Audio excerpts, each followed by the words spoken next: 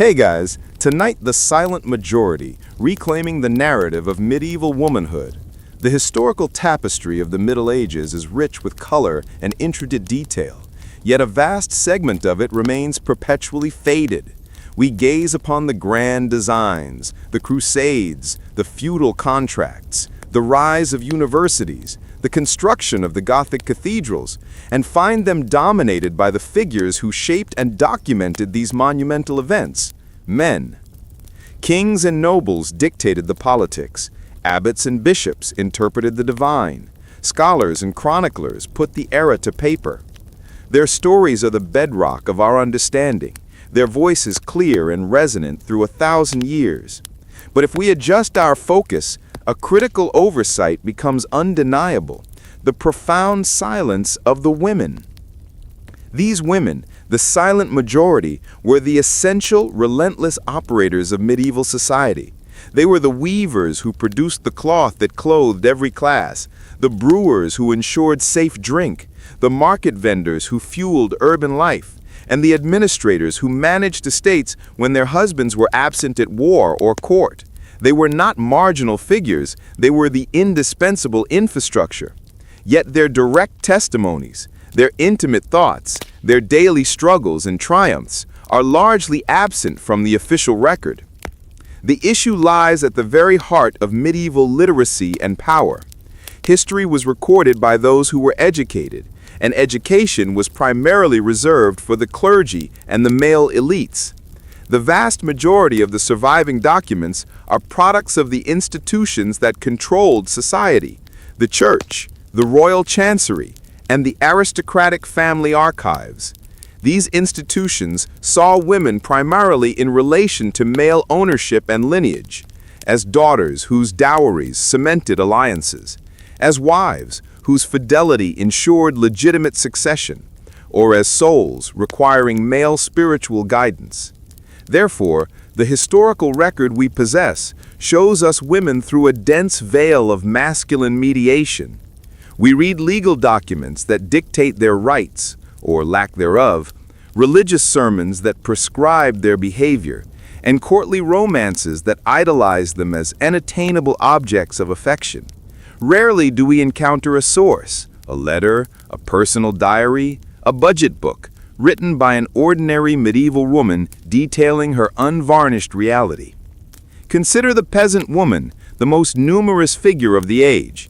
She arose before dawn, spun wool by the firelight, worked alongside her husband in the communal fields, prepared the day's meager meal, and risked her life giving birth, all while navigating a brutal economy where a bad harvest meant starvation.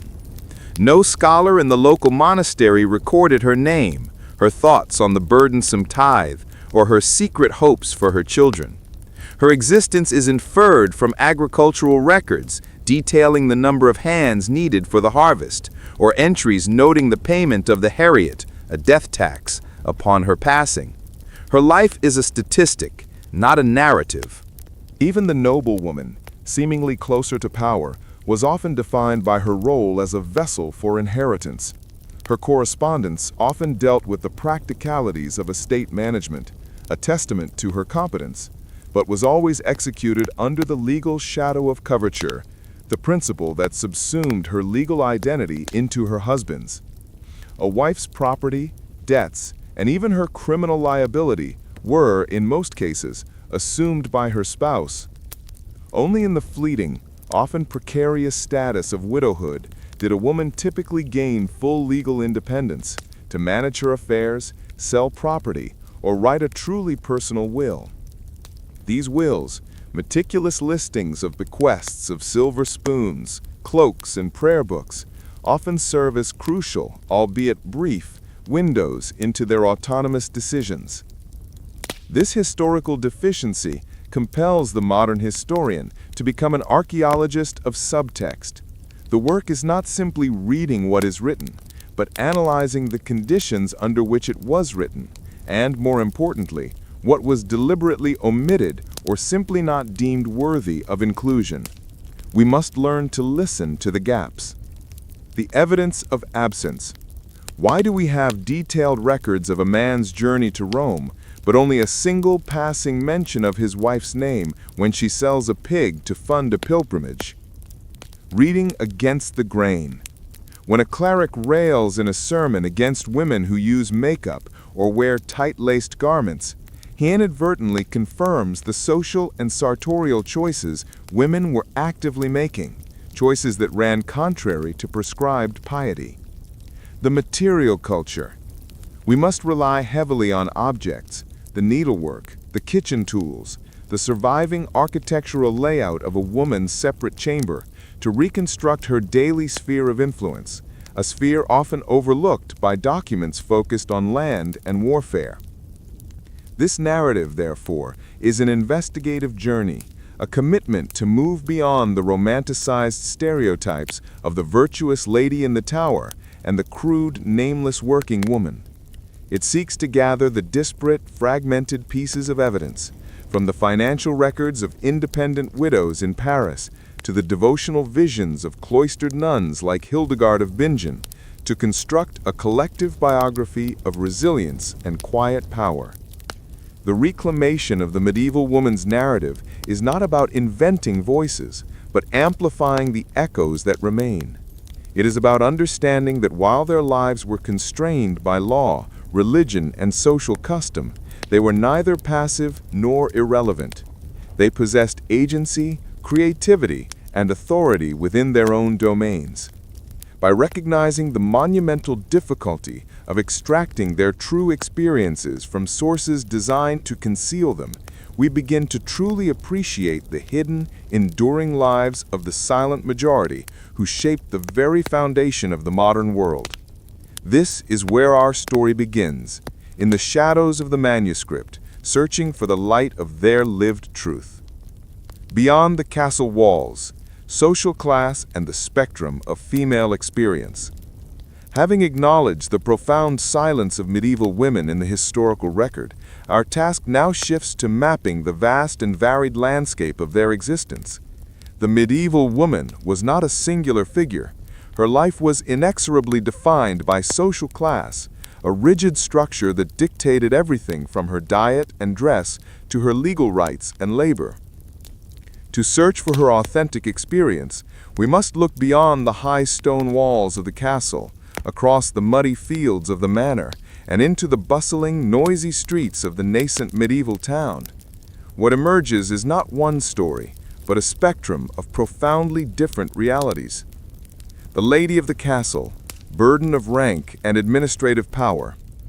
At the apex of this social pyramid stood the noblewoman. Her life, while seemingly one of privilege, was tightly bound by the requirements of her rank. She was first and foremost a political and economic asset. Her education centered not on literacy for personal enjoyment, but on the skills necessary for the management of a large household and the securing of advantageous dynastic alliances. A well-placed marriage was the single most vital component of her destiny, sealing treaties and merging vast estates. Her privilege did not exempt her from labor, rather it shifted the nature of her burden. When her husband, the lord, rode off to war, court, or pilgrimage, which could last for months or years, the noblewoman became the de facto mistress of the manor. Her duties were immense and complex. She oversaw the collection of rents and feudal dues, managed the entire domestic staff, from cooks and grooms to falconers, supervised the estate stores of grain, wine, and armor, and often presided over minor disputes between the tenants. This administrative power was profound, though officially temporary. She was a steward and a surrogate ruler, a vital managerial bridge that ensured the continuity of the feudal system. Yet this power was always conditional. Her authority derived directly from her husband's absence and her position as mother to the heir. Her personal freedoms were severely curtailed by aristocratic social expectations, emphasizing modesty, piety, and an almost continuous state of public scrutiny. Her life was largely lived indoors, a world of fine needlework, religious devotion, and the intense, often political, raising of children. Her comfort was bought at the cost of her liberty. The toil of the field, the peasant woman, and the cycle of survival. Descend from the castle keep to the muddy fields, and the woman's life transforms entirely. The peasant woman, or villain, was bound not by a title, but by the soil itself. Her existence was a relentless collaborative effort for survival. While the noble woman managed production, the peasant woman was the producer. Her labor was integrated into every facet of agricultural life. She sowed seeds in spring, tended the vegetable plot and livestock daily, followed the scythe during the harvest, and processed the yield. She was indispensable to the economy of the village. The saying that a peasant woman's work was never done was literally true. In addition to field work, she was solely responsible for the domestic economy, fetching water, gathering firewood, cooking the single daily meal, brewing weak ale, often safer than water, and crucially, producing the family's textiles. Spinning and weaving, often beginning at dawn and continuing late into the night, were fundamental tasks that clothed the family and provided a necessary source of supplemental income. Her life was defined by backbreaking, repetitive toil, and continuous cycles of pregnancy. Childbirth was a constant threat, and infant mortality was a grim reality woven into the fabric of her life. Yet, within the constraints of the village, she often held a greater social intimacy and a less formal, though still subservient, relationship with her male counterparts than her noble counterpart. Her worth was tied directly to her physical capacity for work and childbearing, a brutally pragmatic value system rooted in the necessity of maintaining the labor force. Her life was short, brutal, and utterly essential. The freedom of the marketplace, townswomen and economic agency. The third major reality belonged to the townswoman, the woman who lived in the growing urban centers of the 13th and 14th centuries. Her life offered the most distinct potential for economic agency. The town was a center of trade, craft, and money, and within this fluid environment, women often found ways to carve out independent livelihoods. Townswomen were prominent in the marketplace. They worked as vendors, selling everything from fresh produce and eggs to prepared foods and bread. Crucially, many women worked alongside their husbands or even independently within the burgeoning guild system. They were brewers, innkeepers, leather workers, and often dominated the lucrative silk and embroidery trades. Records show women becoming masters of their own trades, training apprentices, and being admitted into certain guilds, though often in segregated roles or as the widow of a male master. The town offered a unique legal loophole that particularly benefited women, the concept of femme sole, woman alone. In some urban areas, a married woman could be treated as a single person for business purposes, allowing her to enter into contracts, sue, and be sued in her own name, completely independent of her husband's authority. This legal status, tied directly to commerce, represented a radical break from the rural practice of coverture and allowed townswomen a level of financial autonomy unseen elsewhere. Ultimately, the medieval woman's experience was a triptych of realities. The noblewoman wielded power through administration and lineage. The peasant woman exercised power through sheer, relentless necessity and physical production. And the townswoman found freedom through commerce and the legal protections afforded by the urban economy. Each woman navigated her sphere with skill and resilience, proving that while the historical record may have tried to silence them, their actions, from managing a castle to spinning a thread, were the fundamental forces that underpinned the entire structure of the medieval world.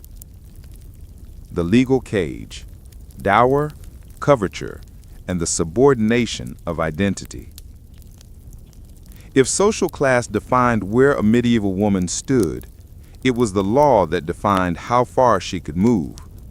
Regardless of whether she was a lady of 1,000 acres or a peasant woman with a few goats, her life was governed by a complex, often contradictory web of legal doctrines, a system that functioned, for the most part, as an elaborate legal cage.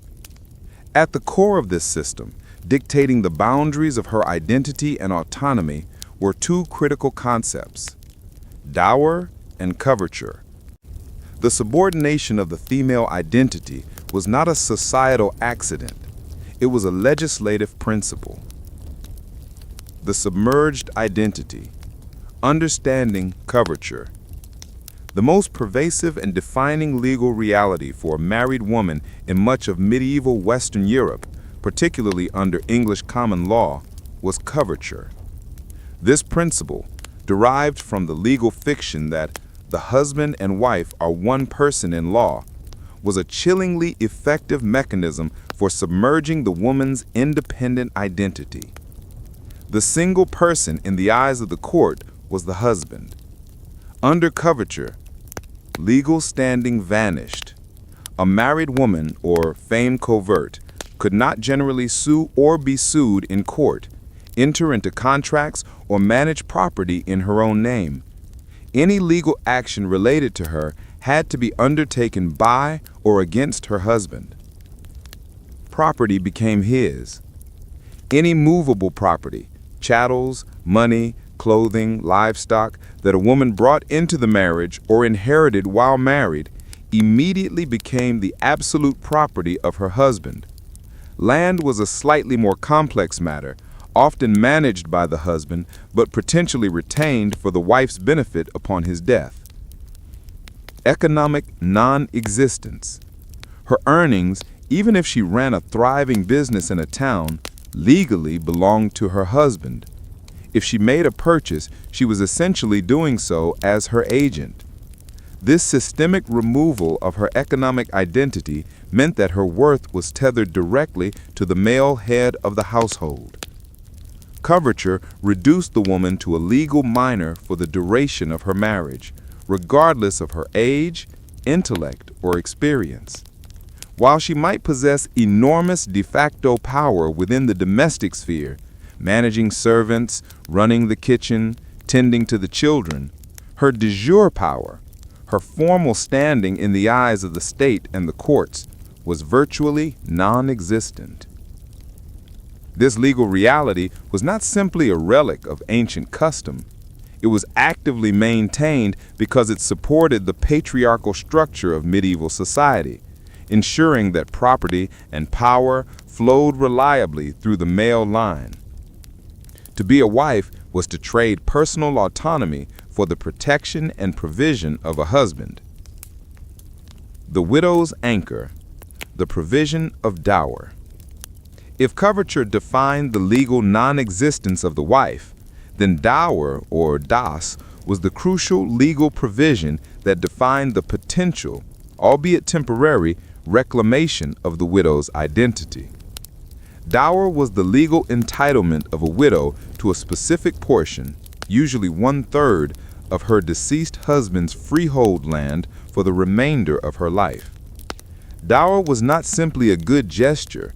It was a necessary legal instrument with profound social implications. 1. Economic security. It prevented the sudden destitution of the widow and her children, ensuring she had resources to maintain her status and household. 2. A limited estate. Critically, the widow could use the income from the dower land, but she could not sell it or pass it to her own heirs. The land was held in tenure, ensuring that it would eventually revert back to her husband, the male heir. 3. Legal independence. The moment a woman became a widow, she reverted to the status of femme sole, single woman. She could now enter into contracts, manage her own financial affairs, and sue or be sued in her own name. The dower provided the economic foundation upon which this renewed legal autonomy could be exercised. The stark contrast between the femme covert and the femme sole is the most dramatic legal shift in a medieval woman's life. The marriage bond was the legal cage. Widowhood was the potential, often hard-won, key. The widow's ability to act on her own behalf, to buy, sell, loan money, or start a business revealed the legal competence that had been suppressed throughout her marriage. However, the reality of dower was often contested. Heirs frequently attempted to deny or minimize the widow's legal claim, forcing the newly independent woman into costly and exhausting legal battles simply to obtain what was legally theirs. Ensure her basic right to subsistence. The pursuit of dower often required a woman to demonstrate a surprising degree of legal literacy and aggressive assertiveness, qualities she was culturally discouraged from expressing as a wife. The limits of protection. It is essential to note that these legal frameworks were not universally applied or uniformly experienced. Town law exceptions. As discussed, certain towns, like London, developed special customs, such as femme sole status for business, allowing married women to bypass some aspects of coverture in the marketplace. Non-Christian jurisdictions. Laws governing Jewish women, for instance, were often distinct, granting them greater property rights and financial control, though these rights were contingent on the precarious position of the Jewish community itself. Private contracts. Wealthy families often tried to circumvent the harshness of coverture by creating trusts or premarital settlements, often called pin money provisions, which shielded some of the wife's property from her husband's control. Yet these were exceptions for the elite. Ultimately, the structure of medieval law placed the individual woman in a subordinate position, defining her identity not by her personal accomplishments, but by her relationship to a man. She was a daughter whose value was determined by her marriageability, a wife whose identity was legally subsumed, and a widow whose brief window of freedom was secured only through death and litigation. The legal cage was a suffocating reality, yet it forced women to become masters of manipulation, negotiation, and strategy, skills essential for navigating a system designed to deny them autonomy. A suitable match. Marriage as economic transaction and political alliance. In a society defined by land, lineage, and law, marriage was seldom a matter of romantic love. It was, for almost every class, a calculated economic transaction, and, for the elite, a powerful political alliance. Once a woman's identity was defined by the legal principles of coverture and dower, the path to that status, the process of selecting a partner, revealed the stark, pragmatic motivations of the medieval family. A woman's suitability was judged not by her personal charm, but by the tangible assets and connections she could deliver. The foundation of the match. Lineage and property. From the perspective of a medieval family, be they noble, gentry, or even wealthy burghers, a marriage was one of the most significant long-term investments they would ever make. The primary goal was family advancement, to secure, consolidate, or expand land holdings, wealth, or social influence. For the nobility and gentry, this was a high-stakes game of political chess. Marriages were used to end feuds.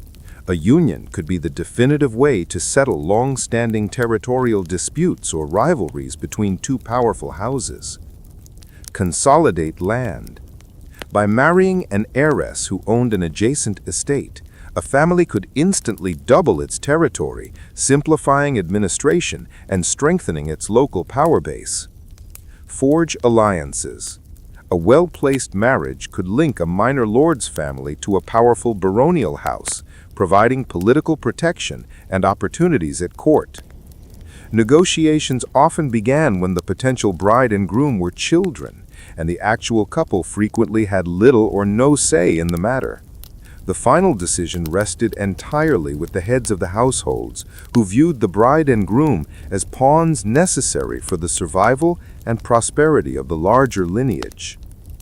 The negotiable asset. The dowry, or dos. The single most critical element of the marriage negotiation was the dowry, known in some parts of Europe as the dos or maritagium. The dowry was the wealth, property, or goods transferred from the bride's family to the groom's family or directly to the couple upon marriage. The dowry served multiple, often contradictory functions. A financial transfer. For the groom's family, the dowry was a crucial cash injection or an immediate increase in assets. It provided the funds necessary to set up a new household, acquire better land, or clear existing debts. The size of the dowry was directly proportional to the social status of the families involved, becoming a public declaration of the bride's family's wealth and ambition. The price of status. For the bride's family, the dowry was essentially the price of securing a higher social status or a more powerful connection for their daughter. A lower dowry might force a family to settle for a lower ranking or less wealthy groom. The wife's future security.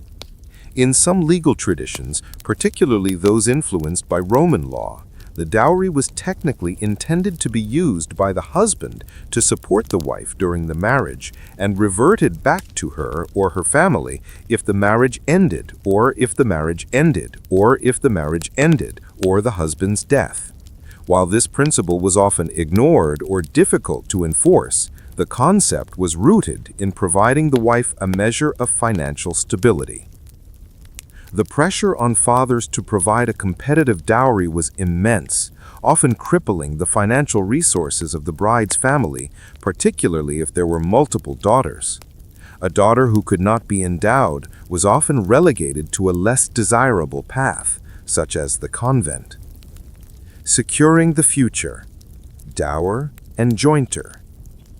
The dowry was what the bride brought in. Dower, or jointer for the wealthy, was the security she was promised for the future. As discussed in the previous chapter, dower was the legal guarantee that the wife would receive income, typically from 1/3 of her husband's land, upon his death. In higher society, this was often supplemented by a jointer, an explicit prenuptial contract where the groom's family settled specific lands or revenues on the bride. While functionally similar to dowry, a jointer was often a negotiated counteroffer to the dowry. The groom's family would demand a large dowry, and in return, they would agree to a generous jointer, ensuring the new bride would be a wealthy widow and giving her family reassurance about her long-term security. Thus, the entire marriage negotiation was a complex, multi-layered exchange. Dowry flowed to the groom's family in the present, securing a strong match, while dower, jointer flowed to the bride in the future, providing protection against widowhood. The emotional and spiritual reality. Amid this relentless focus on property and power, the emotional reality of the young bride and groom was often overlooked. The medieval church, while acknowledging the economic necessity of marriage, maintained that the only way for the union to be sacramentally valid was through the mutual, free consent of the couple. This created a fascinating tension. Parental authority. Parents held almost absolute power to dictate the match and enforce the agreement. Refusal could result in ostracism, disinheritance, or forced cloistering. Church law. The church's insistence on consent sometimes provided a tiny loophole for children to resist a truly intolerable match, particularly if they could claim they were forced under duress. However, this required immense courage and was a rare occurrence, usually leading to a messy and public legal battle. For the medieval woman, the wedding day was not the culmination of a romance, but the transfer of ownership, from the legal control of her father to the legal control of her husband, a transition that, for better or worse, determined her social, economic, and physical landscape for the rest of her life. Her personal happiness was an incidental byproduct, not the primary objective of the suitable match. Mistress of the manor, the unseen power of household management. Once the marriage contract was signed, the dowry delivered, and the bride installed in her new home, the theoretical legal limitations of coverture met the demanding realities of daily life. For the noblewoman, or the mistress of the manor, the subservient identity defined by law often stood in stark contrast to the immense, unseen power she wielded as the chief operational officer of the estate. While her husband, the lord, might be the nominal head of the house, she was, in practice, the central nerve and the organizational backbone of the entire economic unit. The chief executive in residence. A medieval manor was not merely a house. It was a complex, self-sufficient economic engine, often encompassing hundreds or thousands of acres, villages, mills, forests, and dozens of tenant families. When the lord was present, he handled external political and military affairs. When he was absent, engaged in warfare, attending court, going on crusade, or performing administrative duties for the king, the de facto governance of the manor fell entirely to the lady. This was not a passive decorative role. It was the work of the chief executive in residence. Her administrative responsibilities were vast and required a sharp intellect and meticulous attention to detail. Financial management. She was responsible for overseeing the estate accounts.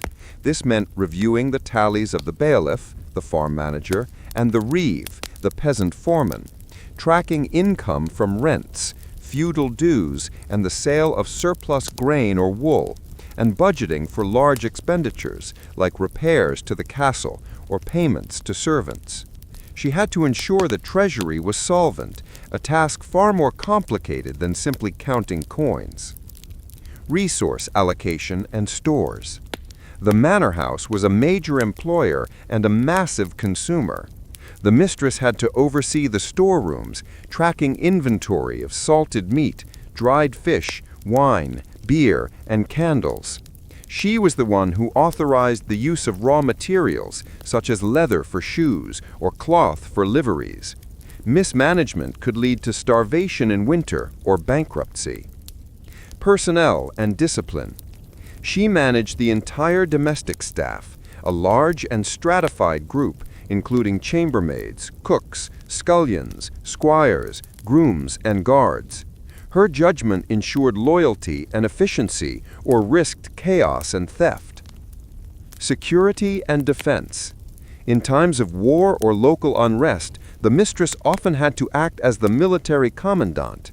She oversaw the provisioning of the garrison, ensured the castle gates and defenses were maintained, and in some cases even directed the defense of the fortress against attack until her husband returned. The story of women successfully holding castles during sieges is a recurring theme in medieval chronicles, attesting to their bravery and tactical competence. The seat of justice and charity. The noblewoman's influence extended beyond the castle walls and into the village. She was often seen as the intermediary between the remote lord and the local community. Judicial authority. While the lord typically presided over the highest manorial courts, the lady often handled the day-to-day minor disputes concerning domestic quarrels, petty theft, or boundary disagreements among tenants.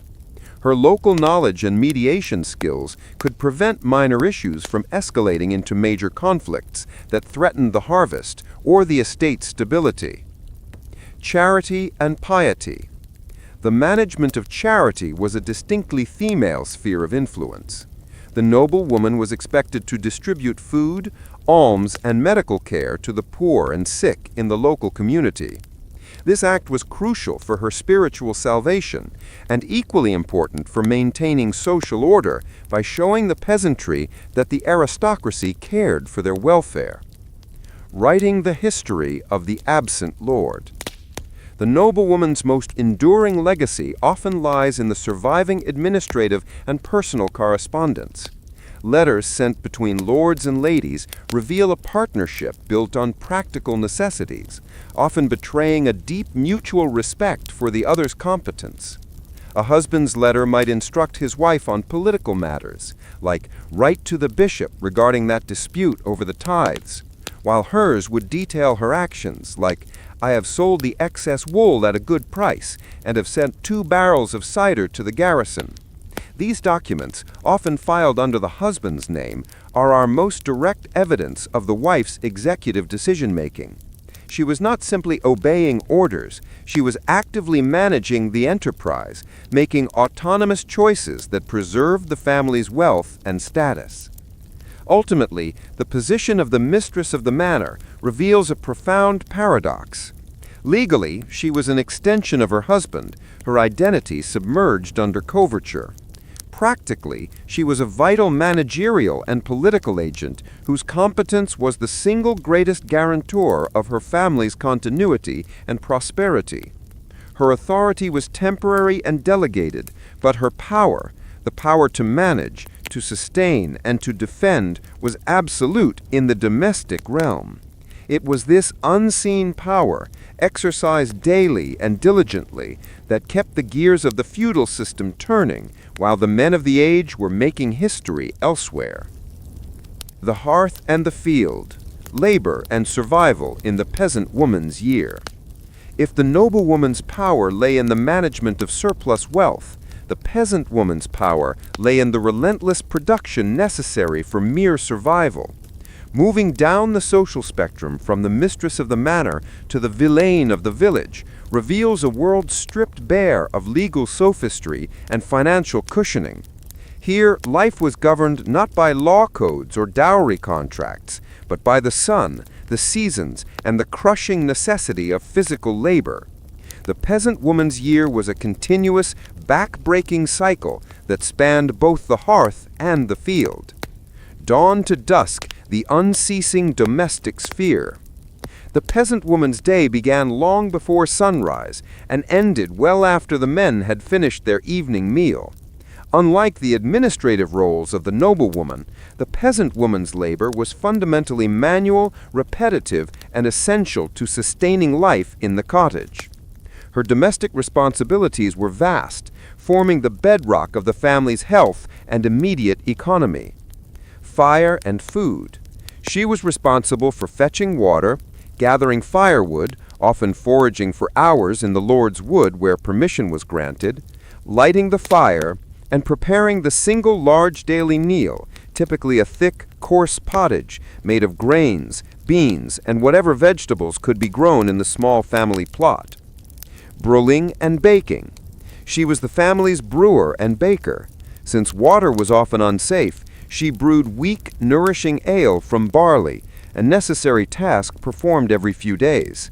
She also milled grain, or paid the Lord's mill, and baked the rough, dark bread that formed the bulk of the family's diet. Crucially, this domestic labor was considered neither leisure nor secondary. It was a complex series of production tasks that directly ensured the family did not starve or succumb to disease. The seasons of the field. Collaborative labor. The peasant woman's domestic toil did not grant her exemption from the primary work of the medieval economy, agriculture. Throughout the planting, growing, and harvesting seasons, she worked alongside her husband, proving indispensable to the operation of the farm plot. The agricultural year dictated her schedule. Spring, plowing and sowing. While men often handled the heavy plowing with oxen, women were crucial in preparing the ground, sorting seeds, and carefully sowing them, often following the plow to break up clods of earth. Summer, weeding and haymaking. As the weather warmed, women and children spent countless hours bent double, painstakingly weeding the crops, a task vital to maximizing the yield that meant the difference between plenty and scarcity. During haymaking, women worked rapidly to turn, spread, and rake the cut hay, ensuring it dried properly for winter fodder. Autumn, the harvest. The harvest was the culmination of the year's effort and demanded every able-bodied person. Women followed the male reapers, binding the sheaves of grain, often carrying the heavy bundles back to the stacking yard, and performing the backbreaking task of gleaning, collecting the scattered stalks left behind, which was their customary right and often provided just enough grain to ensure the family's winter bread. Unlike the specialized, salaried administrative roles of the noblewoman, the peasant woman's labor was universal and integrated.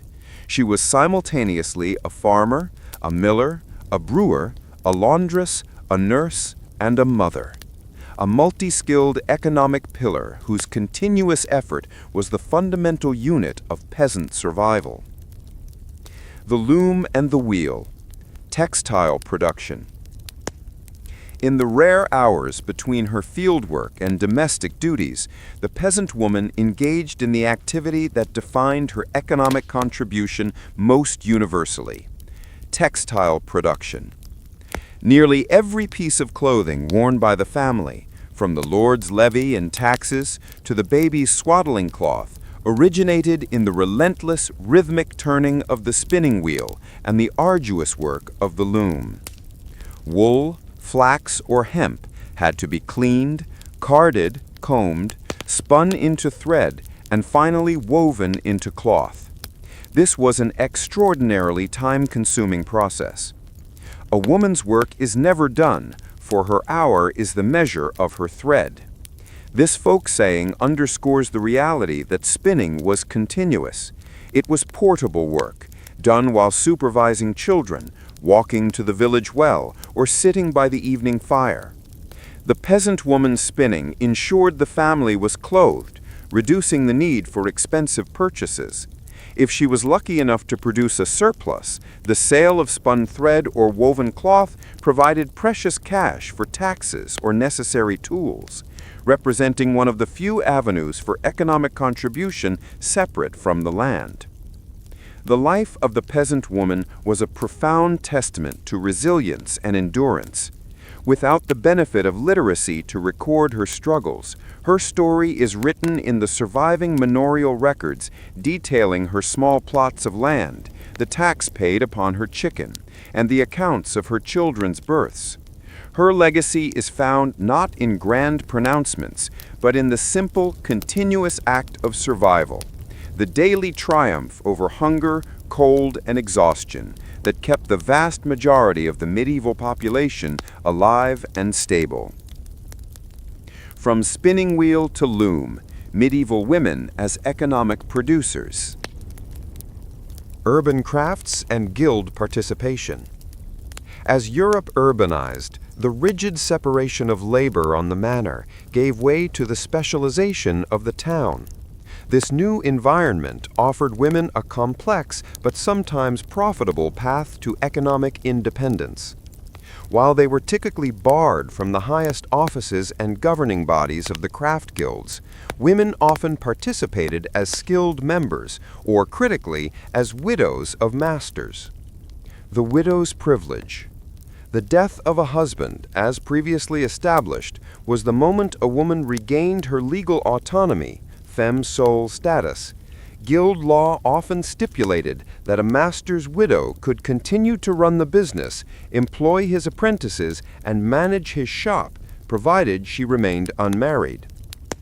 This was not a sentimental provision, it was an economic one, designed to ensure the guild's production capacity was not lost. Many women, having worked alongside their husbands for decades, were already competent masters of the trade and ran the shops effectively. Female-dominated trades. Certain urban crafts were almost exclusively female. Brewing was the classic example. Brewing ale and beer for local consumption was a domestic task that scaled easily into a commercial venture. Similarly, innkeeping, huckstering, selling small goods, and food preparation, baking, cooking, were critical service industries dominated by townswomen. These professions required low initial capital and allowed women to operate directly in the marketplace. The silk workers. In Italian cities like Florence, silk production was a prestigious and largely female industry. Women processed the expensive raw silk, performed the intricate spinning and weaving, and often supervised the workshops, earning higher wages and a degree of social standing unavailable in other trades. The limits of recognition. Despite this overwhelming economic contribution, women's work was consistently undervalued and often marginalized in the official narrative. 1. Low wages. Even when performing the same task as a man, a woman's wage was typically lower. Her labor was often seen as supplementary to the male head of household's earnings, perpetuating the idea that the male wage was the primary source of family sustenance. 2. Exclusion from power. The guilds, while accepting women as laborers and sometimes as temporary masters, maintained strong male control over quality, pricing, and political representation.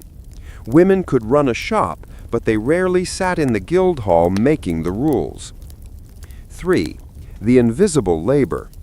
The vast majority of a peasant woman's work, childcare, cooking, cleaning, gathering wood, was subsistence labor, which, while essential to keeping the workforce alive, was never monetized, taxed, or recorded in any ledger of commerce.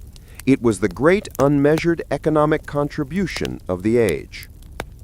From the quiet clatter of the spinning wheel in a peasant cottage to the bustling marketplace where women sold their beer and bread, the medieval woman was a formidable economic force. She created the value, facilitated the trade, and performed the labor that sustained her family, her village, and the wider world of European commerce. She was not just a historical figure, she was a worker, whose ingenuity and endurance remain the uncelebrated core of the medieval economy. Childbirth and mortal fear, the perils of reproduction in a pre-modern world. For the medieval woman, regardless of her class, whether she slept on straw or silk, there was one arena where wealth offered little protection and legal status was irrelevant: the lying-in chamber. Here, in the hours of labor, all women faced the same stark, terrifying probability: the risk of death. In a pre-modern world, where the causes of infection were unknown and medical intervention was primitive, the ability to bear and raise children was the source of a woman's social value, yet the process of reproduction was the single greatest threat to her life. The mortal threat, statistics and reality. While precise, universal statistics are elusive, historical analysis suggests that for every 100 successful births, between 1 and 2 mothers died. In an era where a woman might experience 10 or more pregnancies in her lifetime, the cumulative risk of maternal death was staggeringly high, often making childbirth the primary cause of female mortality between the ages of 15 and 45. The dangers were manifold. Infection. Puerperal fever, caused by bacterial infection, often introduced unwittingly by unwashed hands or instruments, was the silent killer. A fever that struck days after a seemingly successful birth was a common death sentence. Hemorrhage. Uncontrolled bleeding after delivery was common, and without blood transfusions or advanced surgical techniques, even a modest loss of blood could lead to rapid death. Malpresentation. Without the aid of C-sections, which were almost always fatal to the mother, or obstetric expertise, a baby presenting in the wrong position often resulted in the death of both mother and child. Beyond the threat to the mother lay the devastating reality of infant mortality. A medieval woman could expect to lose anywhere from 1/4 to 1/3 of her children before they reached the age of 5. This constant, heartbreaking reality meant that grief was not an occasional tragedy, but a recurring, expected companion of motherhood. The sacred and the profane, religion and labor.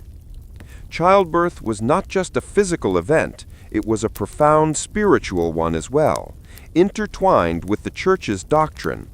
According to Genesis, the pain of childbirth was God's curse upon Eve for the original sin.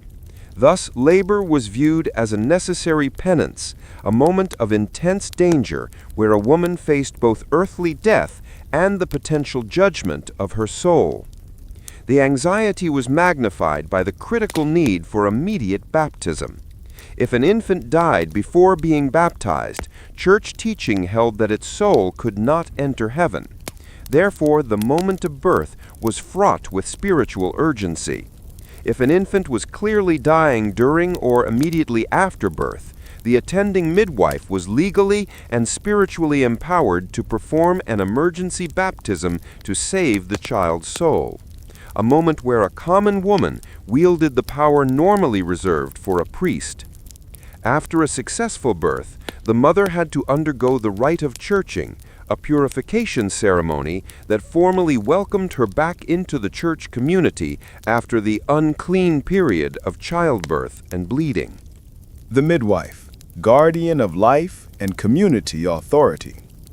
Since men, other than surgeons or priests called for last rites, were strictly excluded from the birthing chamber, the central figure in this mortal drama was the midwife.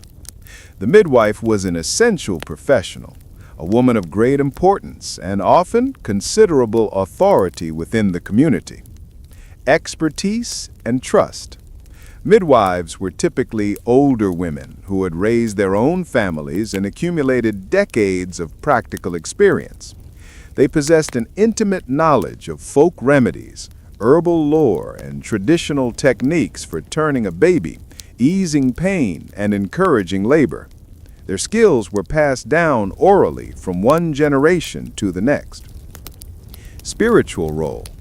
As the sole witnesses to the birth, they were often called upon to confirm the paternity of a child, and their testimony regarding the state of the infant, for example, whether it was stillborn or died after birth, was legally accepted. Remedies and superstition. In a world lacking medical science, their toolkit relied heavily on faith and tradition.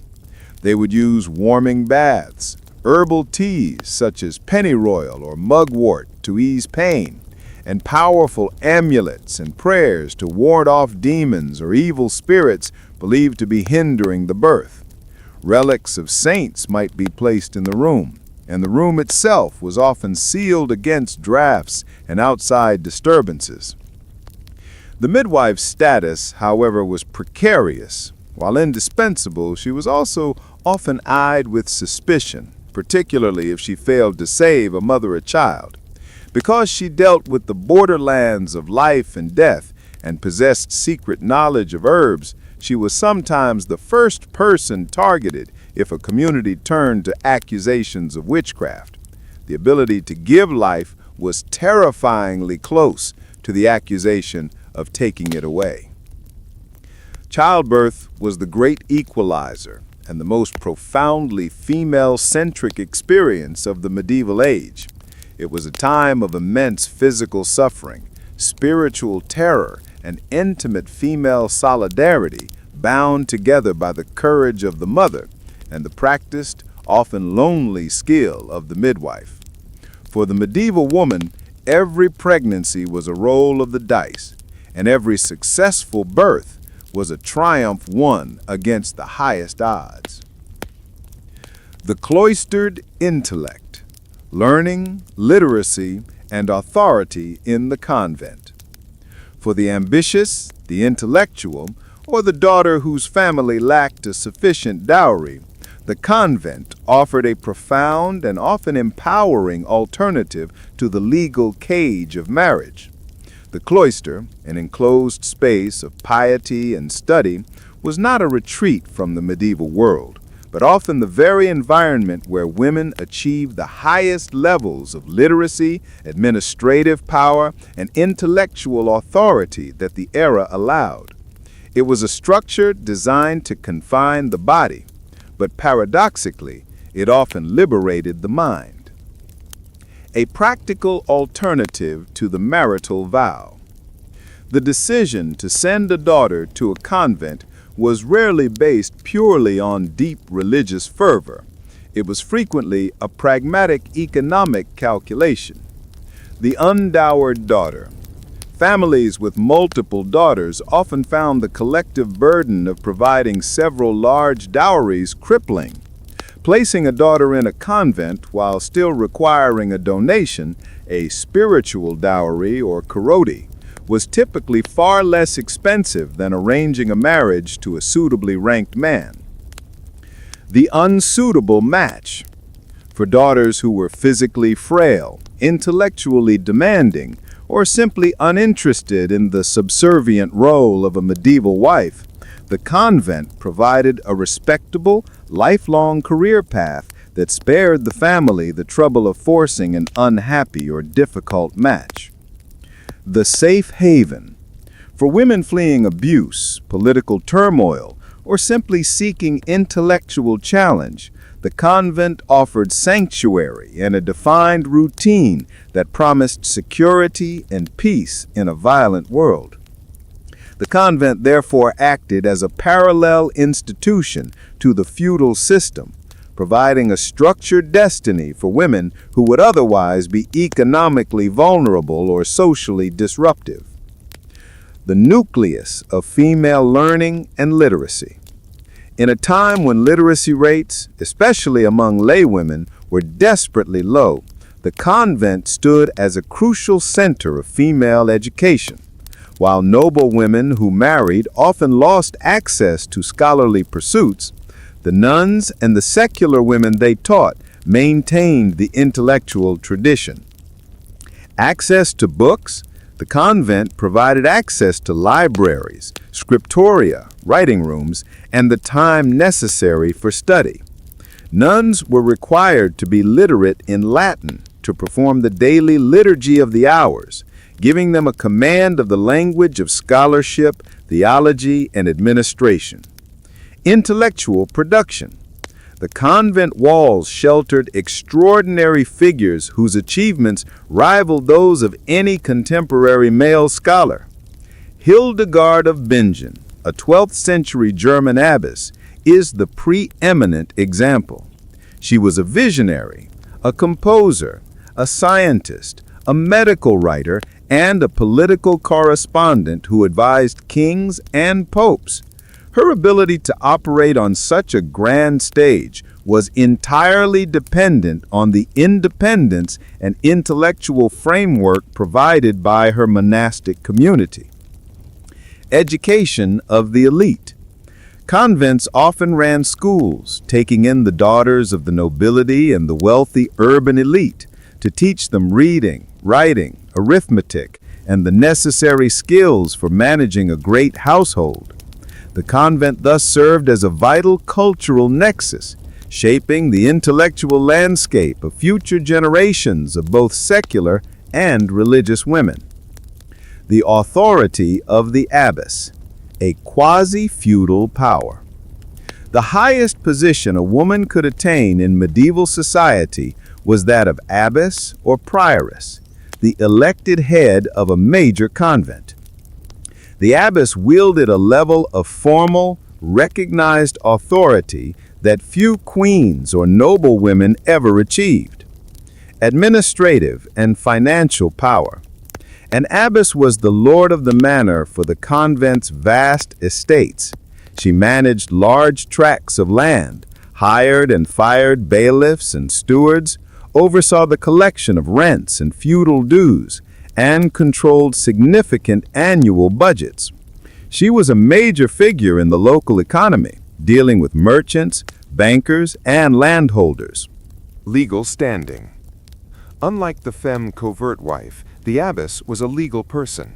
She could enter into contracts, sue, and be sued in court, and often had the right to preside over her own manorial courts, passing judgment on her tenants. This was a degree of legal autonomy impossible for her married sister. Spiritual and political influence.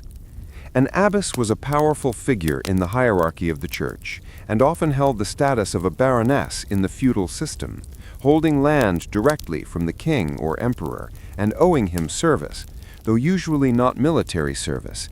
She attended royal councils and corresponded with the highest figures of the realm. Her spiritual authority provided her with a platform to offer moral and political counsel, giving her a voice in public life that was strictly forbidden to lay women. The convent, ultimately, was a space where the subordination of the female body through enclosure led paradoxically to the exaltation of the female mind and spirit. It allowed women to bypass the limitations of the male-dominated secular world and create a parallel power structure, a cloistered empire of intellect, administration, and holiness, where their voices could be heard and their competence recognized. Saints, sinners, and mystics, channeling power through religious devotion. If the convent granted women administrative power within the church's defined walls, religious devotion and mystical experience offered an extraordinary path to unmediated spiritual authority that transcended both the cloister and the legal constraints of the secular world. In a hierarchical medieval society where men held the keys to earthly power, some women learned to claim a direct, unassailable line to the divine, thereby acquiring an influential voice that popes and kings could not ignore. The authority of the visionary. The primary genius of the female mystic was her ability to bypass the male clerical hierarchy. A woman speaking in a sermon or issuing a theological opinion would be immediately dismissed as presumptuous and heretical. But a woman speaking as the messenger of God, channeling a divine vision or revelation, was instantly elevated. Her words were no longer her own. They were God's word, delivered through a female vessel. This provided a unique, culturally acceptable platform for women to comment on politics, theology, and the moral failings of the Church itself. Hildegard of Bingen, 12th century. Although living as an abbess, her influence came largely from her visions. When she wrote letters admonishing emperors or preaching publicly against corruption, she did so under the authority of the living light. This spiritual mandate allowed her to engage in public discourse and intellectual debate far beyond the typical confines of a 12th century woman's life. Catherine of Siena, 14th century. A secular Dominican tertiary, Catherine was not a nun, yet her fame as a mystic was so great that she became a political powerhouse. Her intense visions and self-mortification lent her an undeniable spiritual weight. She famously traveled across Italy, dictated scathing letters to European rulers, and played a critical role in convincing Pope Gregory XI to return the papacy from Avignon to Rome, a feat of political leverage achieved solely through her proclaimed spiritual authority. The power of suffering, the saintly body. For many medieval female saints and mystics, their greatest source of power lay in their own suffering body. The intense focus on Christ's passion led women to emulate his physical pain through extreme asceticism, fasting, and self-mortification.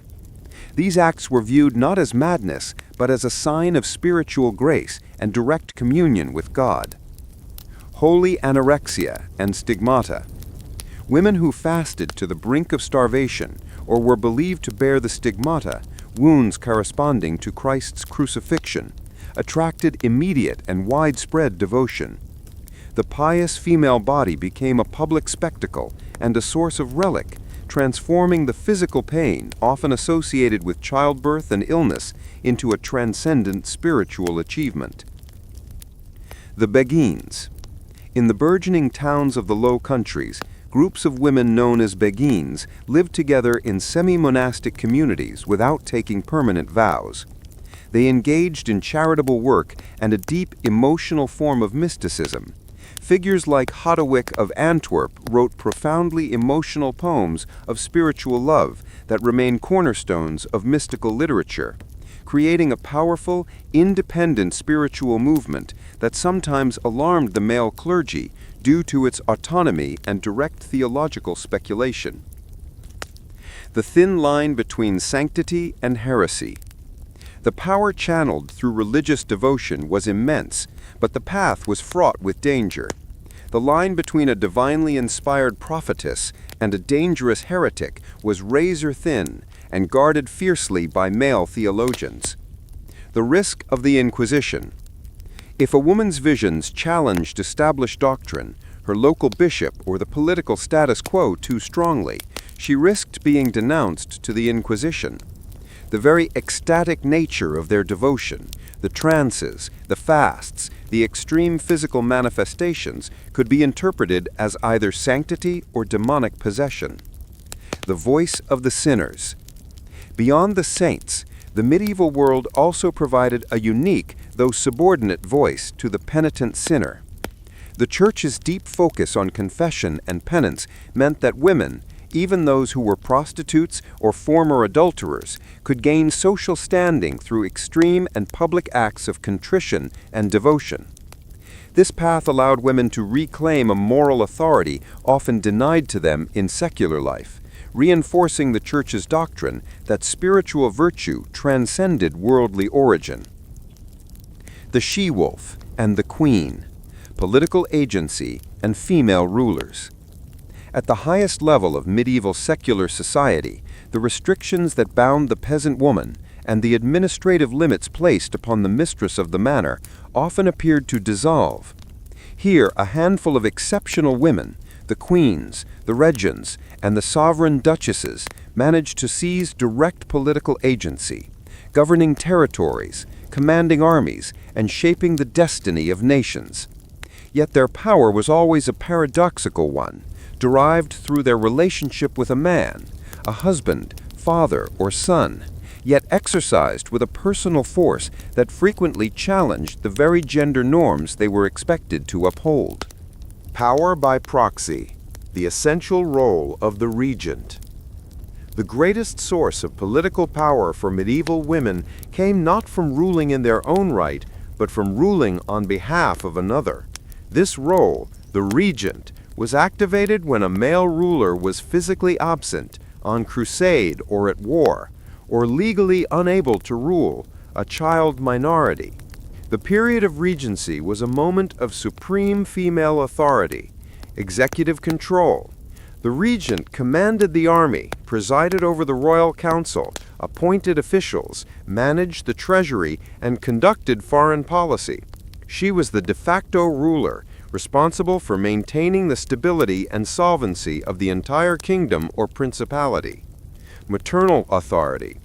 The legitimacy of the regent was often rooted in her maternal status.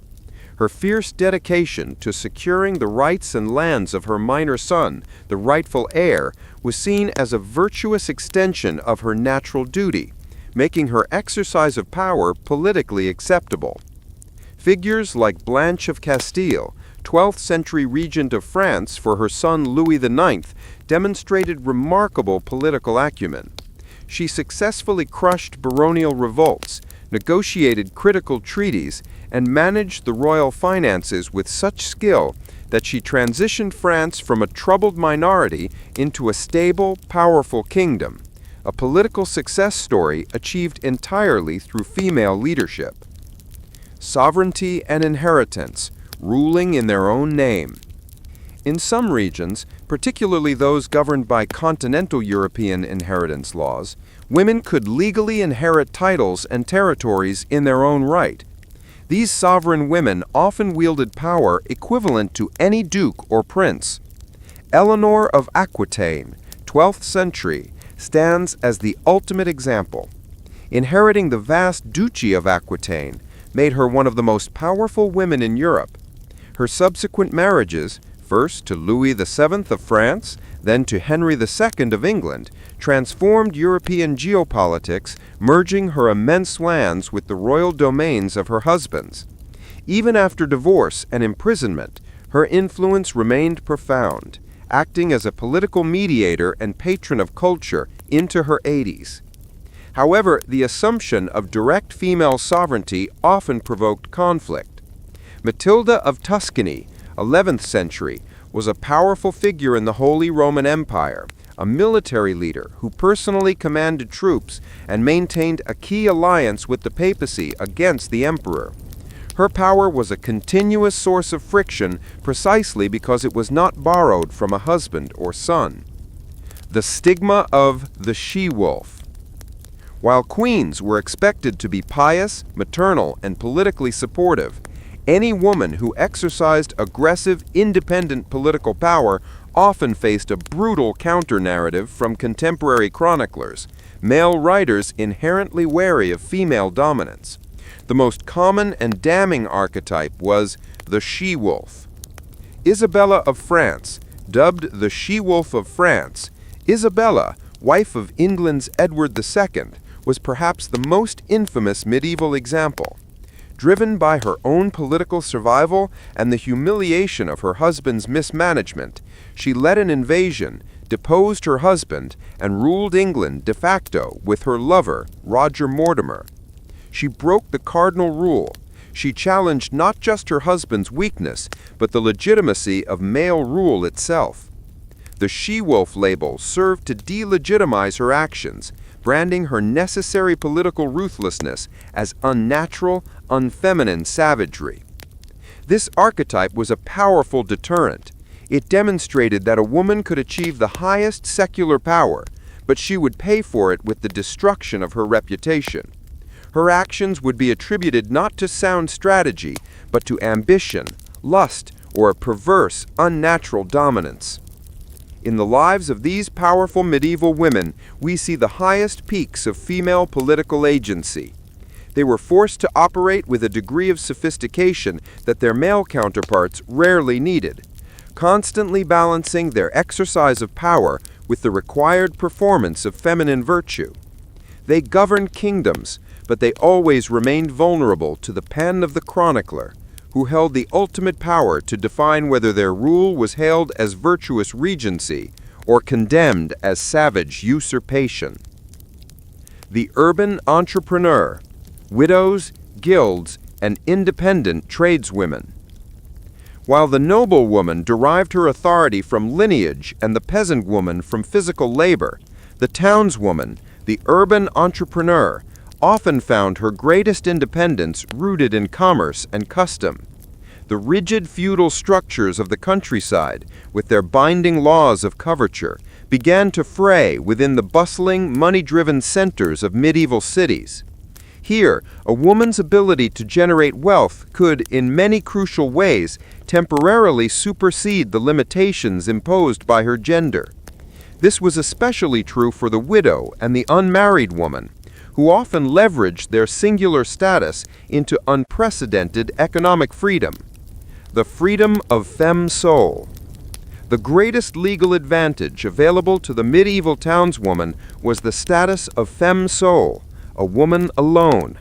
While universally applied to widows and never married women, many major trading cities, notably London, granted femme soul status to married women specifically for the purposes of trade. This was a radical deviation from the common law of coverture and a testament to the pragmatism of urban commerce. Legal capacity. Under femme soul status, a married woman could enter into contracts, incur debt, sue, and be sued in court, all independent of her husband. The law acknowledged the reality that wives often ran businesses, while her husbands were away or engaged in other professions. Property ownership. It provided a crucial legal distinction separating her business assets and liabilities from her husband's, thereby protecting both their respective enterprises. A woman running a bakery under femme soul could legally collect debts owed to her, a right denied to her rural counterparts. This urban custom transformed the wife from a legal shadow into a recognized economic agent, allowing her to participate directly and legitimately in the demanding world of trade. The apex of female power, the widow entrepreneur. The widow stood at the absolute zenith of economic female power in the medieval town.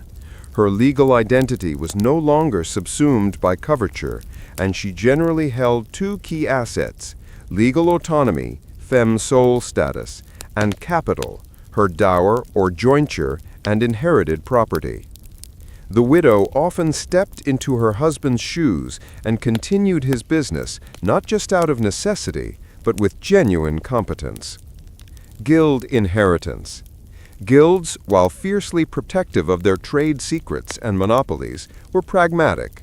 To maintain a skilled workforce and ensure the deceased member's capital remained in circulation, a widow was often permitted to inherit her husband's guild membership. This allowed her to run the shop, employ journeymen and apprentices, and sell goods under the guild's protected umbrella. Scale and scope. Widows often ran sophisticated, large-scale operations.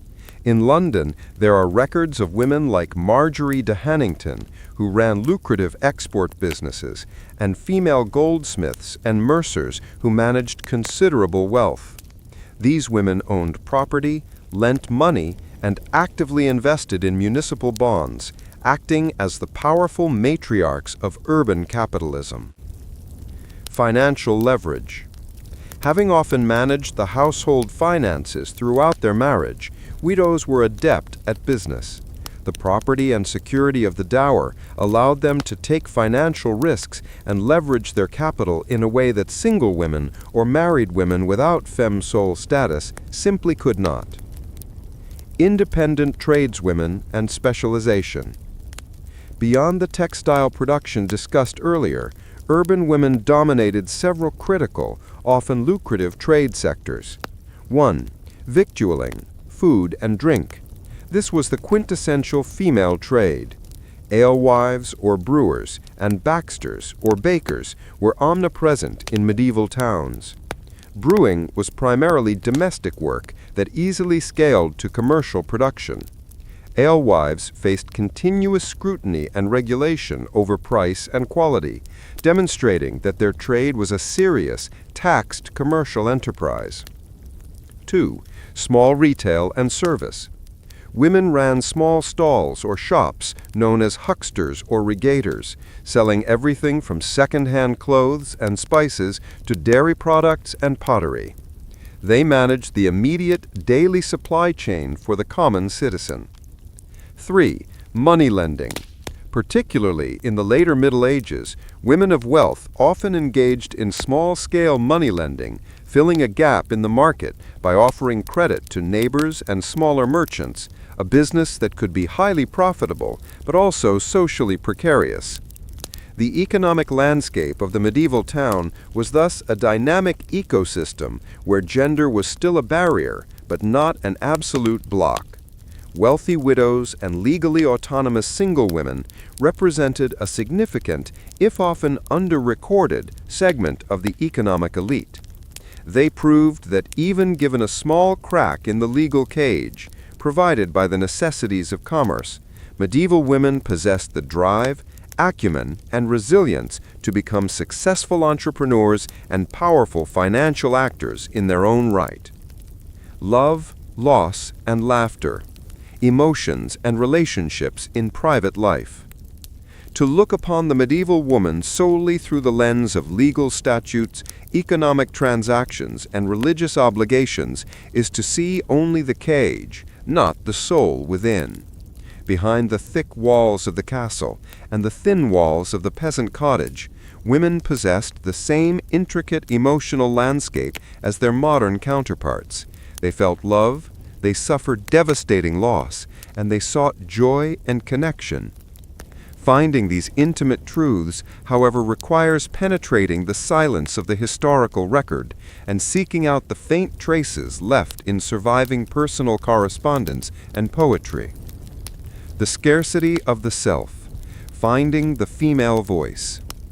The greatest challenge in reconstructing the medieval woman's emotional life is the profound lack of personal diaries or autobiographies.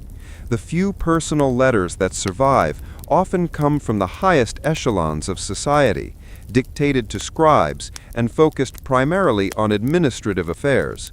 Yet within these dry records, moments of authentic, intimate feeling occasionally surface, like jewels hidden in the dust.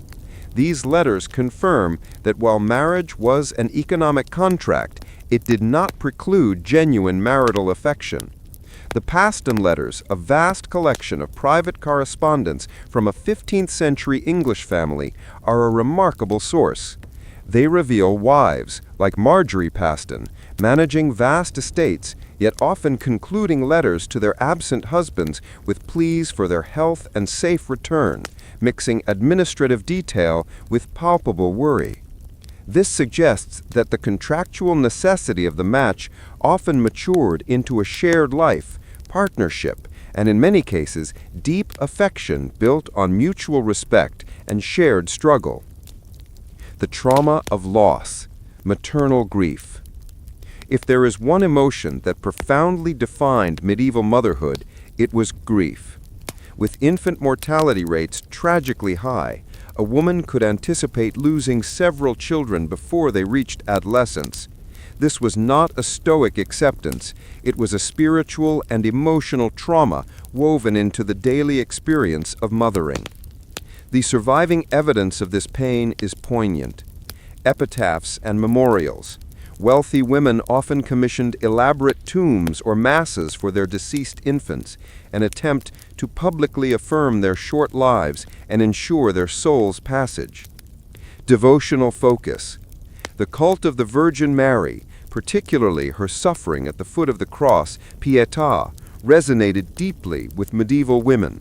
They channeled their maternal grief into religious devotion, finding solace and understanding in a divine figure who understood profound, irreversible loss. The care of the surviving. The intensity of the love and protective devotion poured into surviving children suggests that mothers compensated for their losses by holding the living all the closer, making the medieval mother-child bond fiercely protective and intensely emotional. Convent communities. Within the cloister, the deep bonds of spiritual sisterhood provided women with an intense community of shared intellectual, spiritual, and emotional life, often forming their most enduring and intellectually stimulating relationships. Moments of levity, laughter, and leisure. Despite the hardship, medieval life was not devoid of laughter, play, and humor. Women found respite and joy in simple forms of leisure, often revolving around festivals, feasting, and storytelling. Folk culture. Women were the primary transmitters of folk tales, songs, and riddles, the oral culture of the age. Gathered by the hearth, they maintained and transmitted the shared narratives that provided entertainment and instruction. Courtly pastimes. Noble women engaged in chess, backgammon, music-making, often as performers themselves, and reading romances aloud. These activities were essential to social bonding and provided an escape from the relentless duties of estate management. Private humor. Though rarely recorded, the private humor of women, often observational and satirical, would have been a crucial tool for navigating the restrictions of their world. Literary sources sometimes hint at the wit used in conversation, often involving gentle mockery of male pretensions or the sharing of domestic jokes. The emotional life of the medieval woman was a testament to the enduring human spirit. It was a life where the public performance of piety and subservience concealed a private world rich with deeply felt love, staggering grief, and the quiet, persistent pursuit of connection and joy. The patron and the muse. Female influence on art and literature. While men controlled the monumental architecture of the cathedrals and the great bulk of legal and theological writing, medieval women exerted their intellectual and aesthetic power through the intimate, vibrant world of art and literature. Women were not just passive subjects, idealized in courtly verse. They were crucial patrons who directed artistic output. And in rare but powerful instances, they became writers who challenged the fundamental misogyny of the age. The power of the purse, directing the narrative. For a noblewoman, patronage was a legitimate and essential way to exercise influence and broadcast her piety and status. She was not merely a consumer of art. She was a director of its content and a financial benefactress who kept scribes, illuminators, and poets employed. Commissioning manuscripts. noblewomen frequently commissioned elaborately decorated manuscripts, particularly books of hours, personal prayer books, psalters, and devotional texts. These books, often personalized with their family crests and featuring specific saints, were both tools of private piety and stunning displays of wealth. By choosing the text, the themes, and the artists, the patron shaped the visual and spiritual world around her. Literary patronage. Queens and duchesses often maintained private libraries and offered sanctuary and financial support to poets and chroniclers. This patronage had a direct influence on the subjects addressed. Courtly love. Women were the primary audience for the literature of courtly love. This genre, which idealized the noblewoman and celebrated male devotion to her, provided women with a conceptual framework of power, a spiritual and social authority over men that they rarely possessed legally. By sponsoring these works, women ensured the propagation of a cultural ideal that elevated their perceived worth. Histories and genealogies. Patronage also validated dynastic claims. A queen might commission a chronicle that strategically emphasized her own noble lineage or the virtue of her female ancestors, subtly using history to strengthen her political position. The female muse as moral authority. Beyond patronage, the noblewoman often served as the muse, the spiritual or romantic inspiration for the male writer. While this might seem passive, women often use this status to guide the moral tone of the literature they inspired. Many romances and devotional works contained clear instruction on chivalry, piety, and ethical governance, delivered in the voice of the hero or muse. Isabella of France, even amidst her political troubles, was a significant patron of French poets, ensuring that the narratives circulating in her court reflected the virtues she wished to project. The act of receiving a dedication, of being publicly declared the inspiration for a work, bestowed a form of cultural authority that no amount of parliamentary debate could equal. The pen of resistance, Christine de Pizan. The most powerful female voice to emerge from the medieval literary world was that of Christine de Pizan, 1364 to c. 1430. She represents the ultimate rejection of the silent majority and the most potent literary evidence of female intellectual agency. The professional writer.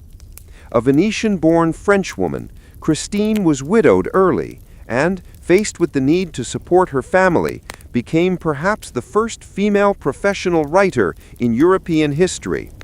She supported herself entirely by her pen, writing for European nobility, including the Dukes of Burgundy and the French royal family. This alone was revolutionary, a woman making her living through her intellect. Challenging misogyny. Christine's most famous work, The Book of the City of Ladies, 1405, was a direct response to the pervasive, venomous misogyny found in contemporary literature, such as the popular Romance of the Rose. In this allegorical work, she methodically refutes centuries of male-authored slander against women. She creates a fictional city populated with virtuous women, drawn from history, mythology, and religion, using their stories to demonstrate female competence, bravery, and intellectual worth. Advocacy for women. Christine wrote treatises on warfare, statecraft, and morality, proving that a woman was intellectually capable of advising on the highest matters of state. She was a public intellectual who used the power of the printed and scribal word to engage in a formal, systemic defense of her entire gender. Her work became an international sensation, inspiring women across Europe and setting a landmark precedent for female authorship.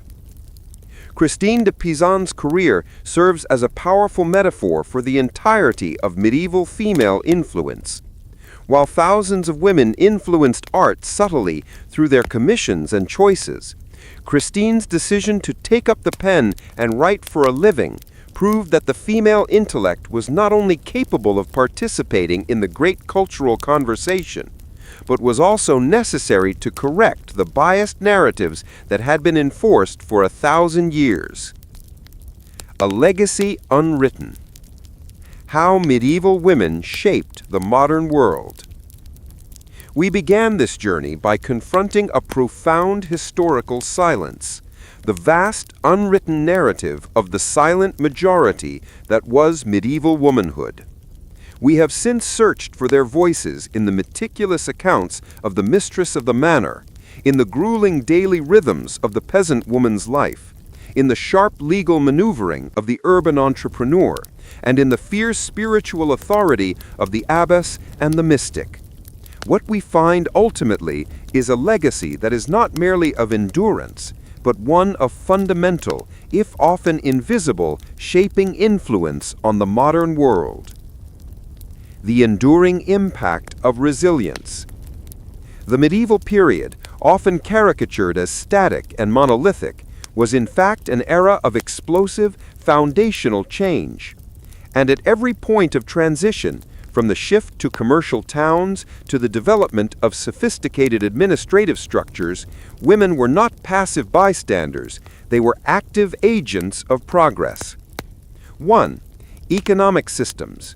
The female dominance of textile production, from the spinning wheel to the loom, created the foundational skills, the production capacity, and the market structures that would eventually fuel the Industrial Revolution. The earliest factories were built to scale up the work that women had perfected over centuries in their homes. 2.